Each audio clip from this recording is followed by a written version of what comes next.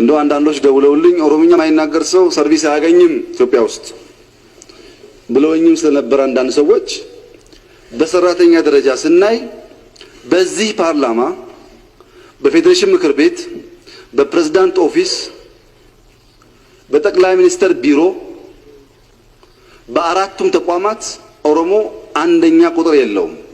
ዘሆል ሰራተኛ ሲቆጠር ሁለተኛ ቁጥር ነው ያለው።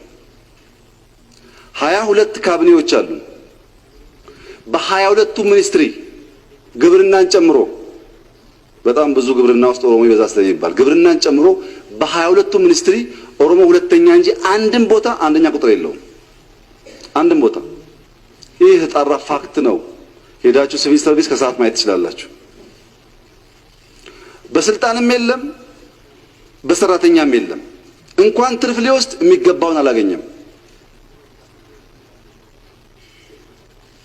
የለም አይ በልማት ድርጅቶች ይሆናል ብለን ልማት ድርጅቶች ፈትሸናል።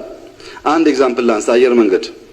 አየር መንገድ ኤክስኪዩቲቭ የሚባለው ማኔጅመንት ላይ ያለው አየር መንገድ የሚመራው 74% አማራ፣ 5% ትግራይ፣ 5% ኦሮሞ፣ 16% ደግሞ የተለያዩ ብሔሮች ደቡብና ብሔሮች አሉበት። 5% ነው ኦሮሞ ኤክስኪዩቲቭ ላይ ያለው።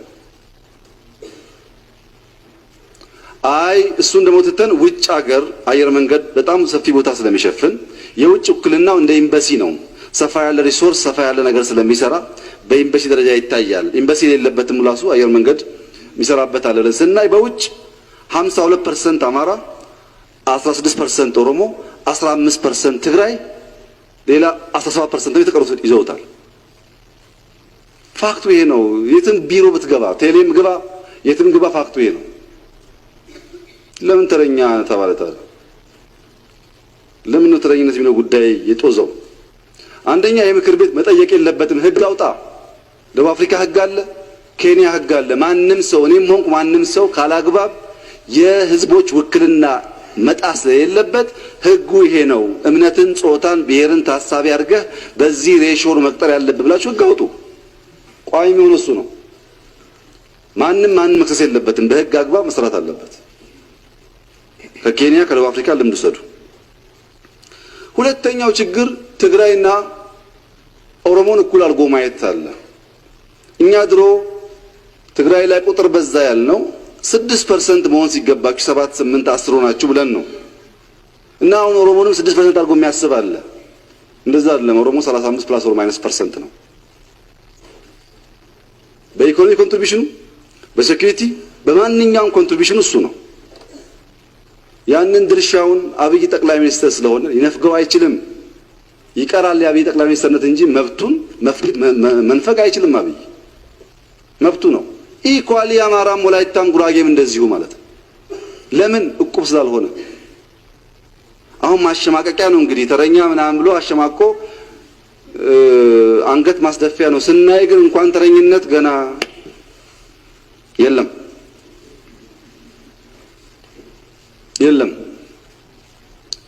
የኦሮሞ አርሶ አደር ለዚህ ኤክስፖርት ኮንትሪቢዩት የሚያደርገውን ሩብ አያገኝም በሃርድ ከረንሲ። ትክክል አይደለም። ይሄ አናድግም በዚህ መንገድ።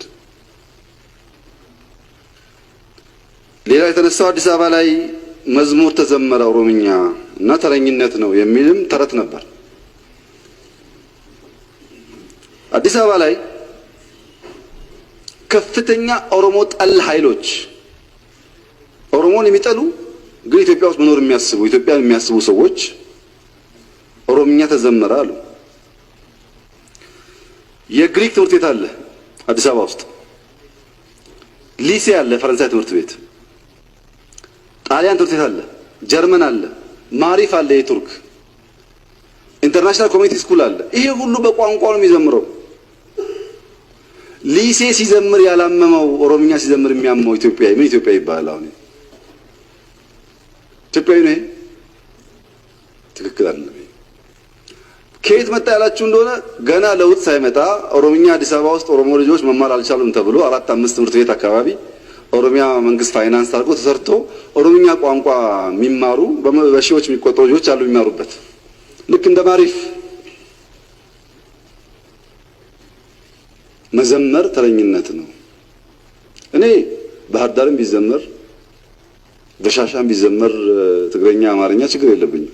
እኔ አማርኛ በመናገሬ ትግረኛ በመናገር ተጠቃሚ እንጂ ተጎጂ አይደለሁም። ግን በዛ ደረጃ ጥላቻ ጥሩ አይደለም። ኦሮሚያን ለአዲስ አበባ ውሃ አላመጣህም ብለን እየጨውንበት ቆሻሻ ሲደፋበት እያየን እየተቀበልን ኦሮምኛ ስንሰማ እንደዛ የሚጎረብጠን ከሆነ እንዴት በጋራ መኖር ይቻላል? መቻቻል ማለት እኮ እሱ ነው። አላሁ አክበር ሲባል ኦርቶዶክስ እንዳይሰማ ክርስቲያን እንዳይሰማ ማለት አይቻልም። ይሰማና ይታገሳል። ምክንያቱም አብሮ መኖር አለባቸው። ክርስትናም ደግሞ ሲቀድስ እስላም መስማት አይከለከልም። ስፒከሩ ውጭ ነው ያለው። ገና የሳውንድ ህግ አልወጣም ኢትዮጵያ ውስጥ። ይሰማል፣ ግን አብሮ ለመኖር ይችላል።